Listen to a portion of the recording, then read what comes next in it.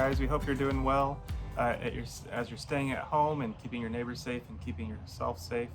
Um, I'm wearing a hat today, and I don't think any of you have seen me in a hat. I wear one like twice a year, and today's one of those days.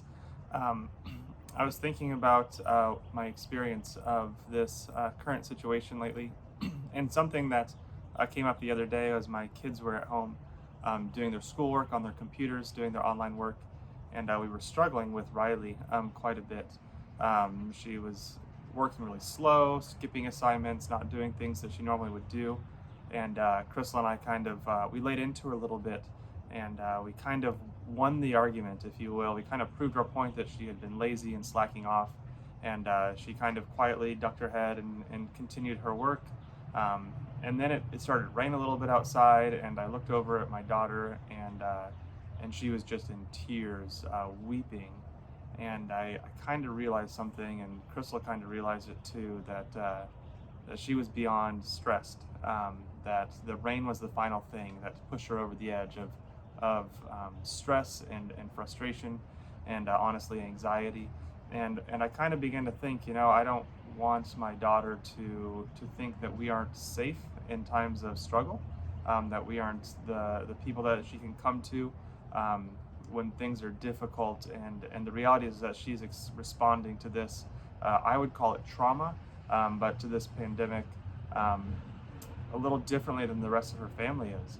That she's taking this a little harsher, that she's experiencing trauma when the rest of us are kind of just experiencing boredom. And as I was thinking about that, I kind of began to think about Psalm 103, where Psalm 103, the psalmist says that God is compassionate and full of grace, that he's slow to anger and abounding in love. And then the book of Hebrews chapter 4, it says that something similar, but that we should come to God's throne of grace with confidence, knowing that there is mercy and comfort and grace there in the very presence of God.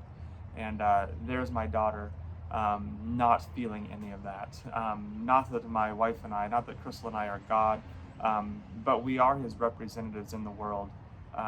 And at this moment, my daughter could not come to us with confidence. At this moment, my daughter wasn't experiencing a patient mom or a gracious dad, but rather one that was quick to anger. The exact opposite of what God is. And I began to think about that, and Crystal and I kind of walked over to Riley, and we shut her laptop, and we said, hey, just go chill and hang out, and if you don't get it done, it's okay.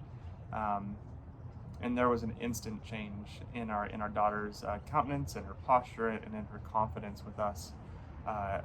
And so as I was experiencing that and thinking about our church right now, a lot of us are in situations where stress levels are rising, where boredom is rising, where anger might be rising.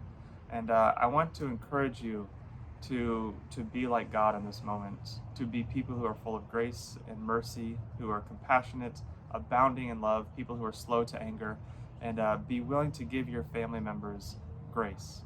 Be willing to recognize that we are living in tight quarters, that our lives have been disrupted, that some people are struggling with this as if it's a trauma, because it is. And because of that, we need to be people who offer grace to those around us, and we need to offer ourselves grace.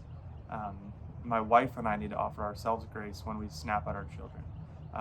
Our children need to learn to offer us grace as well in those situations. We need to learn to respond to our adult parents with grace and mercy and compassion, to our spouses, to our friends, whatever our situation might be.